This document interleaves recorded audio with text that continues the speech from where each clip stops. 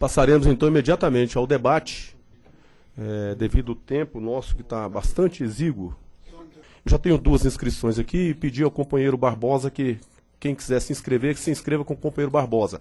Eu vou como eu já estou com 2, já chamo aqui a mesa para usar o púlpito ali. Companheiro Adonis, e a seguir, Dino. Bom, boa tarde, meu nome é Adonis Augusto, eu sou técnico de segurança do trabalho e tenho algumas décadas nessa área.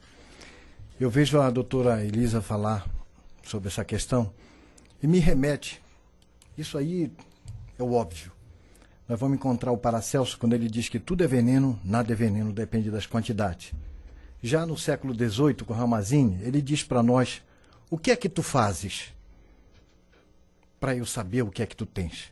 Foi quando se começou a trabalhar na segurança, na integridade das pessoas, quando aquelas crianças, na Revolução Industrial, eram expostas a mais de 12 horas de trabalho. E aí a gente anda no tempo, faz conquistas, ocupa espaços e abrimos mão deles. Eu queria aqui que a mesa garantisse a minha integridade para eu poder sair daqui pelo que eu vou falar. É verdade. Nós podemos... Nós fizemos tanto, lutamos tanto para garantir a nossa jornada de trabalho. O nosso trabalho operacional, o operador, ele é penoso e nós conseguimos trazer de 8 para 6 horas. Mas para a comodidade de alguns, nós começamos a assumir algumas situações, inclusive fazemos acordos para trabalhar mais do que 6 horas por dia. Não está aqui a comodidade, está aqui se falando de saúde. A Organização Mundial de Saúde fala que nós devemos trabalhar 6 horas nessa jornada, nesse tipo de trabalho. E nós fazemos outros acordos que é mais interessante. Não está aqui o tempo que você fica lá, é 6 horas. Então, o que está no nosso alcance fazer nesse exato momento? Nós temos aqui a prevenção que está no nosso alcance, que é a lei, para que nós não cheguemos no pronto-socorro que está na extremidade da mesa, que é o doutor lá. Porque nós vamos bater na porta dele quando nós estivermos adoecidos. Então, vamos fazer o que está no nosso alcance. Vamos reduzir a nossa jornada. E nós brigamos pouco, que já está garantido o nosso direito de ter 2 pessoas na jornada de trabalho de Cosme e Damião. E nós lutamos pouco sobre isso. Juntos, nós podemos transformar isso. Agora, se nós continuarmos nessa condição de achar que isso é confortável e o meu tempo é suficiente, nós vamos convivendo com isso. Até quando? Eu não sei.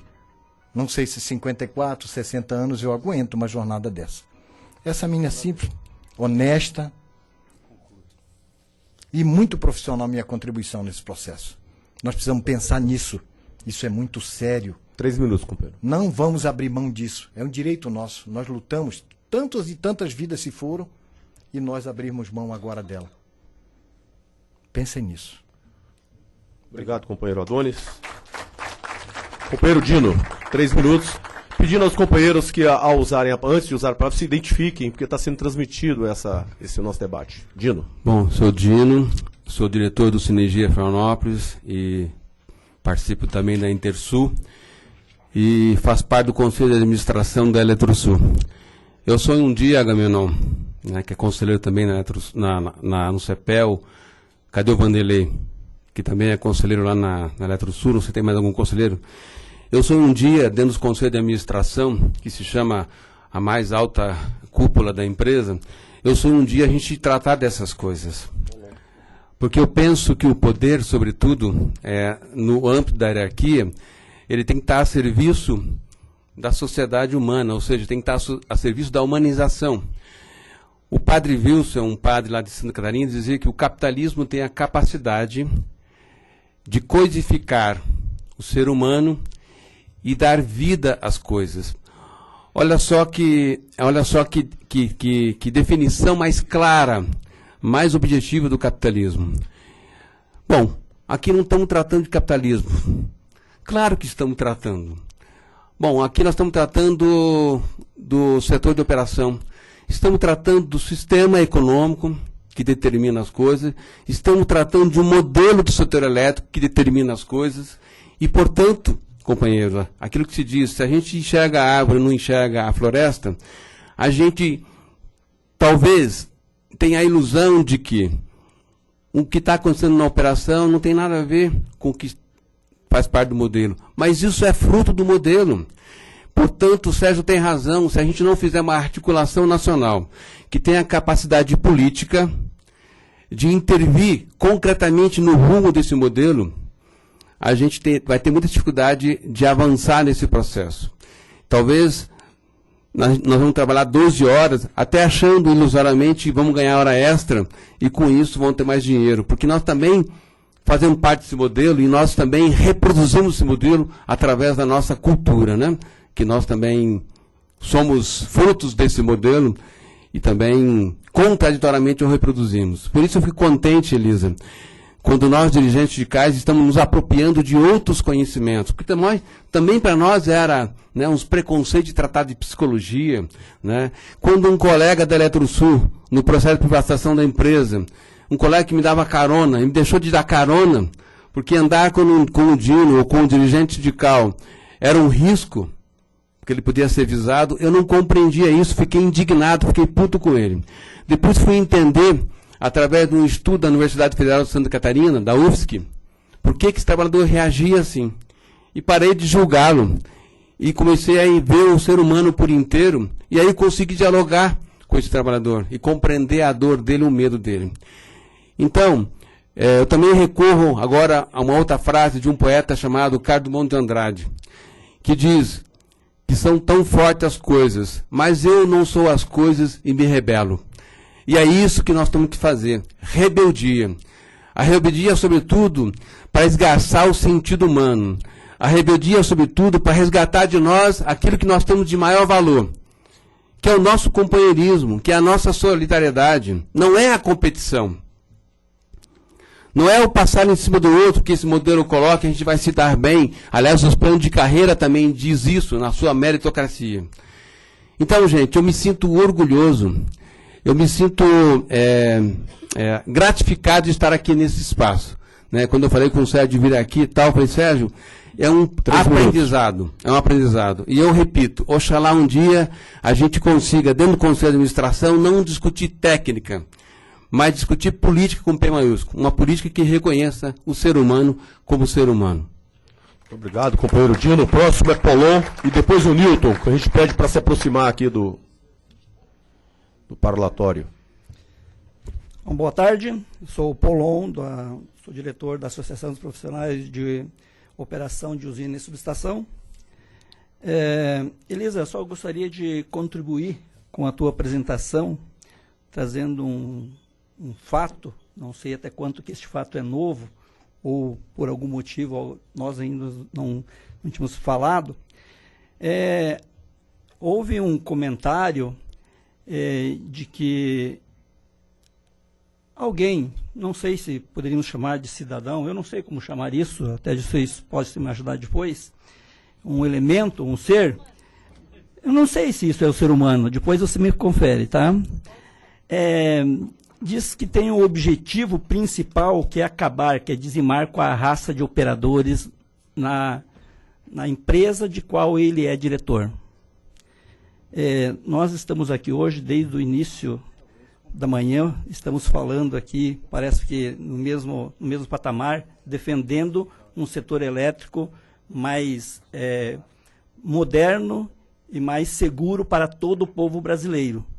No entanto, esse, como diz a Elisa, ser humano, diz que quer dizimar com a operação. Eu não sei se isso é humano, porque para ser um diretor de uma empresa, principalmente de uma empresa de um governo que é um governo popular, que é um governo do povo, eu acho que deveria ser realmente um cidadão e um ser humano. Eu não sei exatamente como definir isso, Elisa. Só para contribuir para aquela tua palestra, tá? Que de várias pessoas que falaram algumas coisas, tá?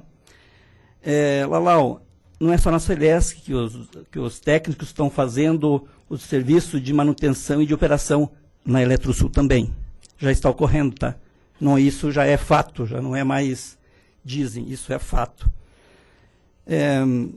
O companheiro Fernando, ele comentou, e acertadamente, que a gente tem visto aí, que o ACT nosso está fadado a se limitar à CLT. Isso é correto, infelizmente. Nós, operadores, temos no sangue de não deixar o sistema cair. Nós queremos manter o sistema o maior tempo possível estabilizado e recompor de maneira mais rápida possível. Nós esquecemos até as normas, nós burlamos as normas para ajudar o sistema elétrico. O sistema elétrico está vendo isso? Os nossos governos estão vendo isso? Nossos diretores estão vendo isso? Talvez a gente tenha que começar a repensar, gente. Será que realmente vale a pena a gente burlar nossas normas para recompor um sistema elétrico que o próprio governo vai na mídia dizer que a culpa é do operador? Então eu acho que está na hora de a gente começar a pensar, realmente rever nossos conceitos. Não estou dizendo para a gente deixar de fazer nosso trabalho, não. Apenas estou dizendo, vamos fazer o nosso trabalho conforme está determinado para nós fazermos. E não da maneira que eu quero fazer, porque está no meu sangue que eu tenho que recompor para atender o povo brasileiro. É difícil, porque está no sangue, mas vamos repensar isso, pessoal. A pergunta que eu gostaria de fazer para o senhor Ronaldo, do Ministério Público, nós estamos no século XXI, como eu citei aqui, é aceitável que este ser humano, com este pensamento, tenha espaço em uma empresa, principalmente a empresa de um governo que se diz democrático? Tem espaço para pessoas com esse pensamento hoje no nosso sistema? Obrigado. Muito obrigado, companheiro Polô. Próximo, companheiro Newton e depois Rubens. Boa tarde, meu nome é Newton Rodrigues, sou operador da Chess. A minha vinda, novamente, a minha inscrição, ela vem no sentido de renovar o reforço do que foi encaminhado aqui pelo colega Sérgio, né? Aqui junto à mesa e a todos os colegas aqui em plenário, de a gente poder fortalecer uma ação conjunta para poder reagir a esse desmonte, a esse descaso que tem sido o propósito central do governo de desmontar e destruir esse setor tão importante da economia que é o setor elétrico.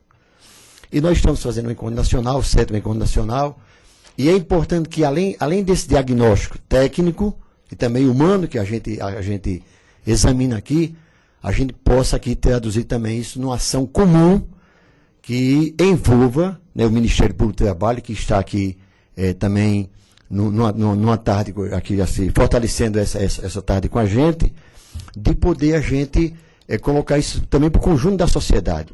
A gravidade e o risco que isso vai representar não somente a saúde dos trabalhadores, mas a violência que está aí crescendo na nação, aos setores que produzem a riqueza, a indústria, o comércio e a população de uma forma geral, e é necessário que a Federação Nacional, né, na sua direção, ela junto com as demais sindicais, sigam o exemplo da Intersul. O que é que falta para a Federação Nacional? Eu pergunto aqui, Fernando. O que é que falta para a gente fazer um seminário, ampliar o convite aos Ministérios Públicos e ao Ministério Público do Trabalho, e a gente poder uniformizar e esclarecer a gravidade que está colocada dentro de cada empresa dessa. A gente está aqui apenas fazendo uma avaliação de elementos da periferia, mas a situação é muito mais profunda e muito mais complexa. A gravidade é muito maior do que essa situação. Está em curso uma situação de apagões e de consequências imprevisíveis em todos os setores da sociedade. Então, é necessário que os ministérios e os setores interessados da sociedade conheçam efetivamente essa situação para a gente poder agir e sair também dessa retórica, desse diagnóstico que cada um de nós aqui estamos fazendo de forma muito acertada. De modo que essa nossa campanha ela vai se colocar no momento aí onde tem um grande evento que é a confederação agora a confederação aí do futebol, Copa das Confederações, mas não é só a Copa das Confederações, é o conjunto dos interesses públicos que devem estar acima dos interesses privados. O direito público, né, administrativo público e a Constituição já assegura isso. O direito público ele tem que estar acima dos interesses privados. E o governo de Dilma hoje, é bom que a gente coloque com toda clareza, ela coloca esse interesse público numa situação muito abaixo dos interesses privados.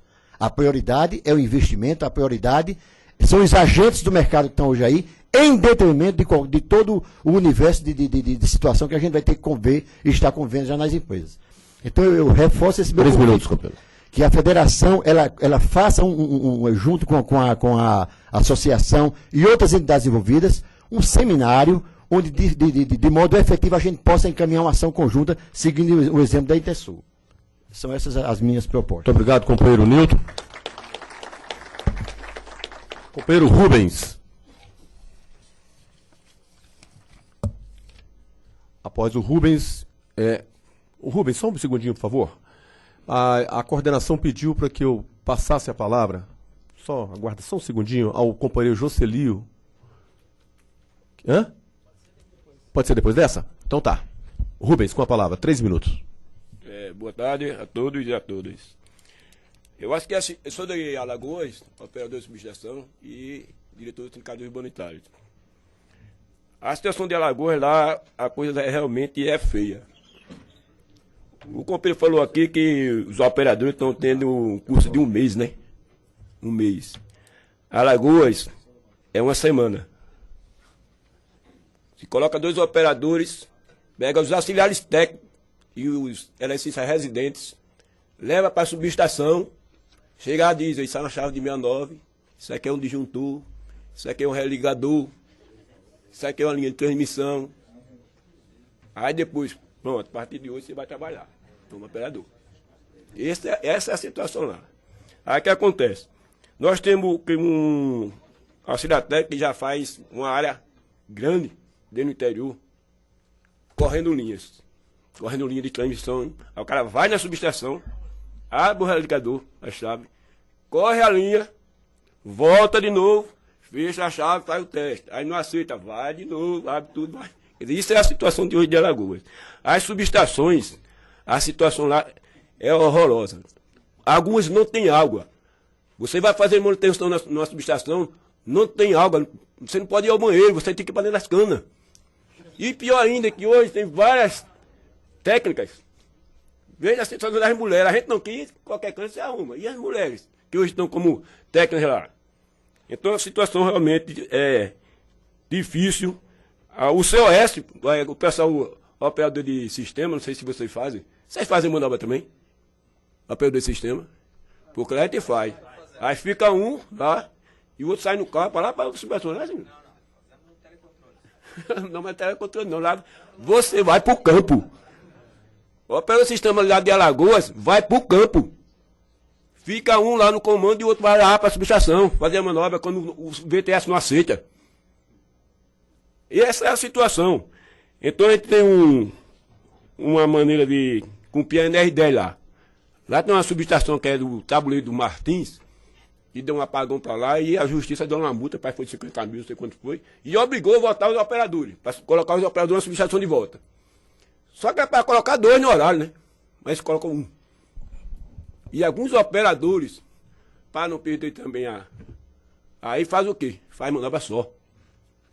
Ou então, tem que esperar o carro sair de Maceió, para ir para a subestação, para juntar coisa, para fazer uma manobra, para fechar o disjuntor. Conclui, companheiro Rubens. Aí eu peço o seguinte, a peroguardada estão cortando aleatório. Até o pessoal que trabalha na linha viva, já viu isso? Então eu queria que... O que é que a gente faz para alguém tomar alguma providência em Alagoas? Que realmente nós estamos entregues às baratas.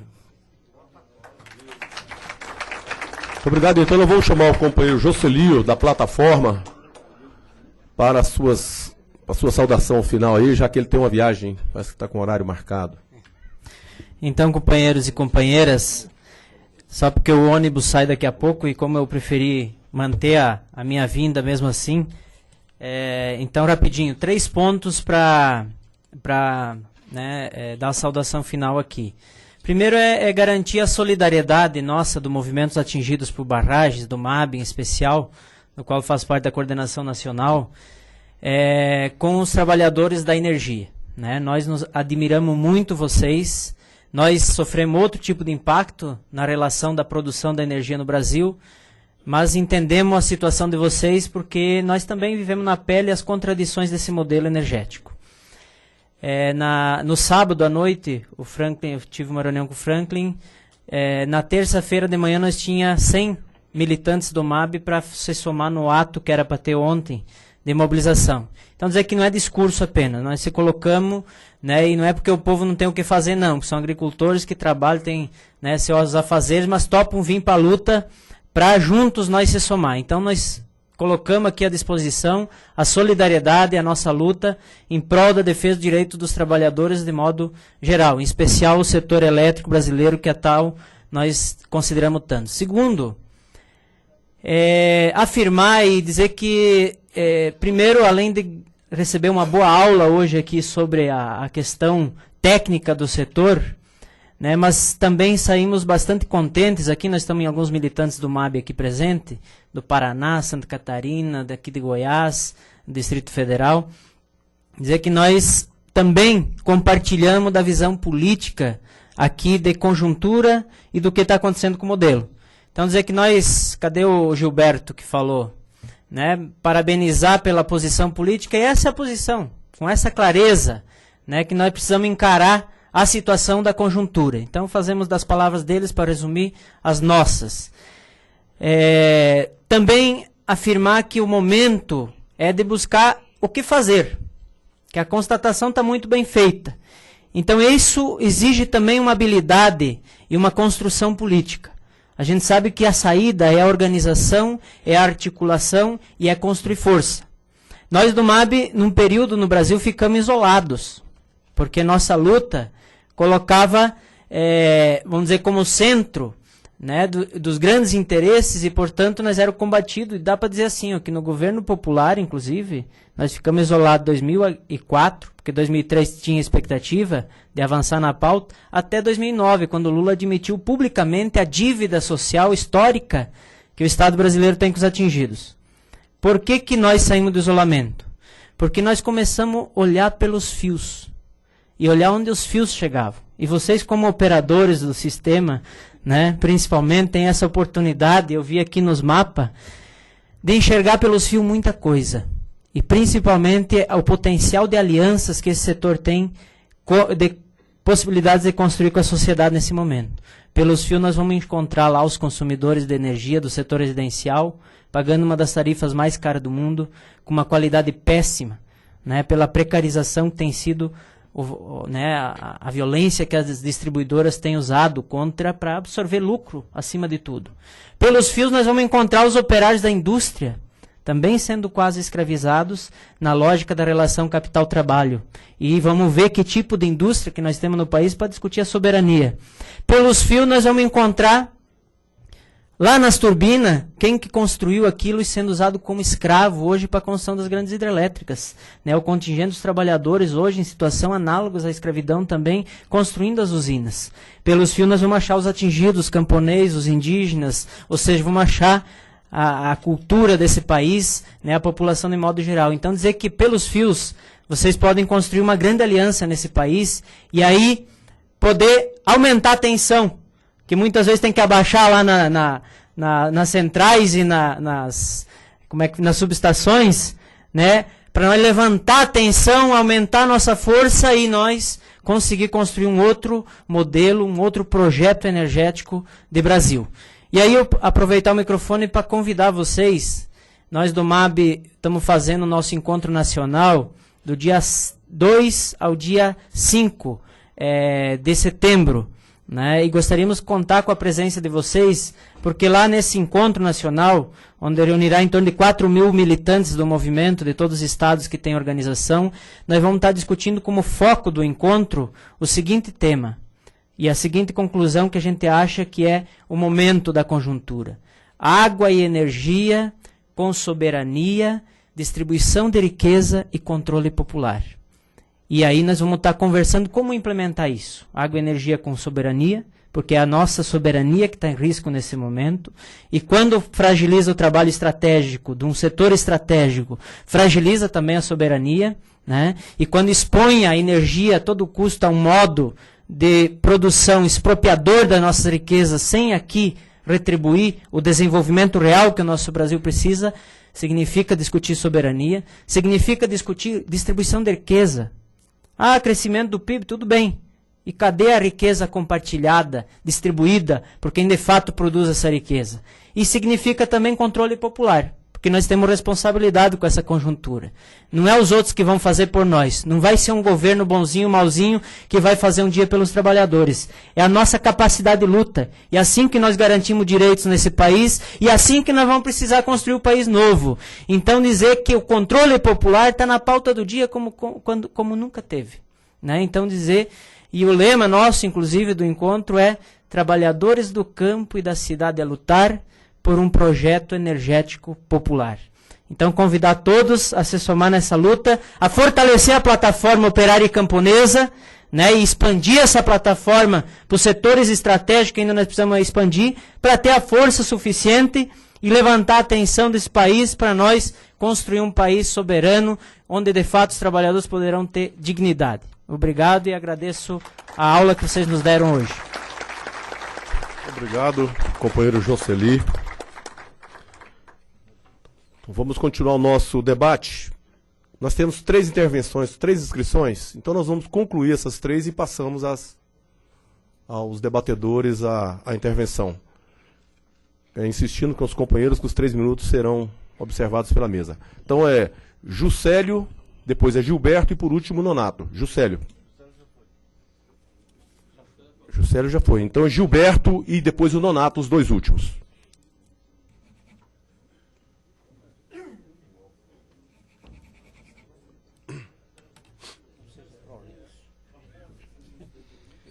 Companheirada, me perdoem a situação monolítica de sempre voltar ao tema.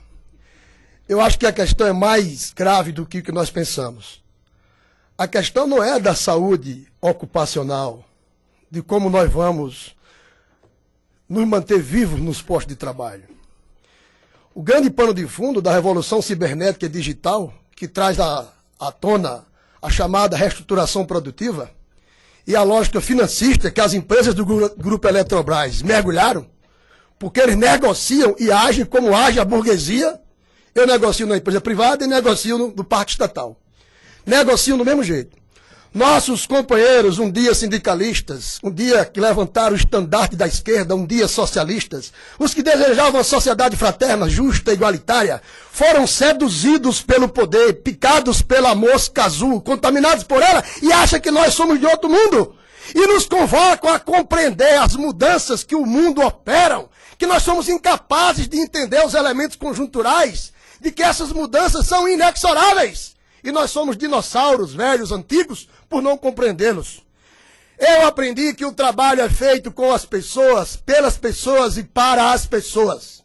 O poeta Gonzaguinha, em uma sua canção, diz assim: o homem se humilha, se castam seus sonhos, seu sonho é sua vida é o trabalho.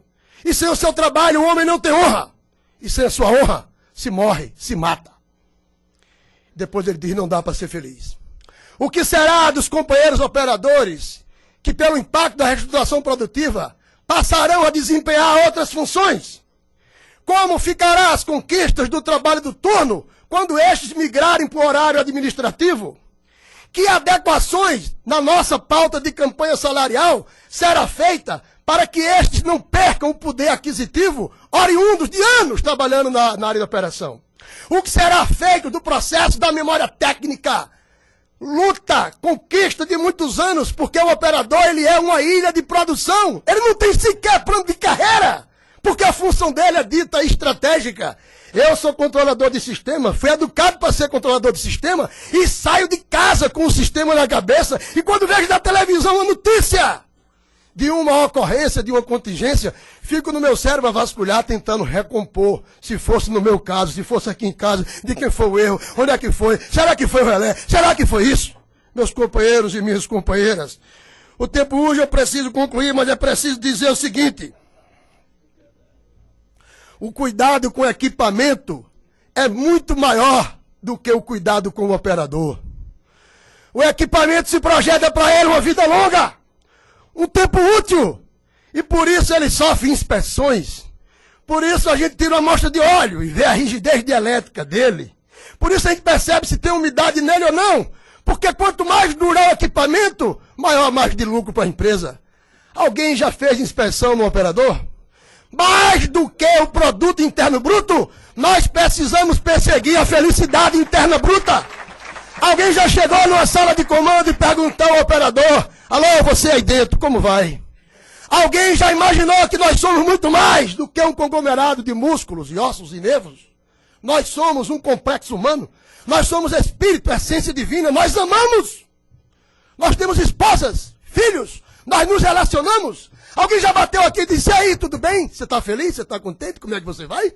Porque somos nós que operamos essa zorra. E como eu disse, antes que o fluxo dos elétrons alimente uma carga para propiciar o conforto do pai de família que está em casa assistindo televisão, ou propiciar o médico que faça a cirurgia, ou a indústria girar, é o fluxo do nosso sangue, nosso suor que faz essa porra andar. E eles agora esquecem disso. Meus companheiros e minhas companheiras, a política é movida por dois vetores, o ideal e o possível. Foi o ideal que nos trouxe aqui. É o ideal que nós buscamos. Mas nós não podemos nos contentar mais com o possível. Essa história de que esse governo é nosso. Calma. Tenha calma, porque o governo é nosso. Estão se operando no nosso Brasil um processo neoliberal. Se Margaret Thatcher era a dama de ferro na Inglaterra, Dilma pro setor elétrico é a dama de cobre. E aí eu diria para vocês, companheiros, não percam a essência nem a perspectiva revolucionária. Não vamos concordar com isso. Nós temos uma responsabilidade, não com o governo, com o projeto democrático e popular. E nesse projeto nós vamos ter que tensionar. Porque se os trabalhadores não se organizarem, se não impuserem suas vontades, as mudanças neoliberais ocorrerão. E nós entraremos para a história depois de anos de termos lutado. Conclui, como Gilberto. neopelegos, que fomos cúmplices desse processo.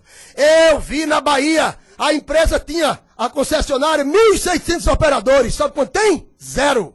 Eu operava até ontem, como controlador de sistema, 54 subestações. 54 subestações da minha mesa. Nós, hoje, estamos condenados a perder não só os postos de trabalho, mas a sermos excluídos do processo. E o PID, ou IPIDV, não sei o que lá, ajudou muito a empresa nisso. E novo vocabulário é trazido. Privatização agora é modernização. Privatização agora é concessão. E nós ainda somos agredidos, violentados, quando olham para nós e dizem: vocês não entendem. Eu não me conformo com isso. Levantem, lute. Quem sabe faz a hora, não espera acontecer. Muito obrigado, companheiro Gilberto. Convidamos o companheiro Nonato, o último inscrito.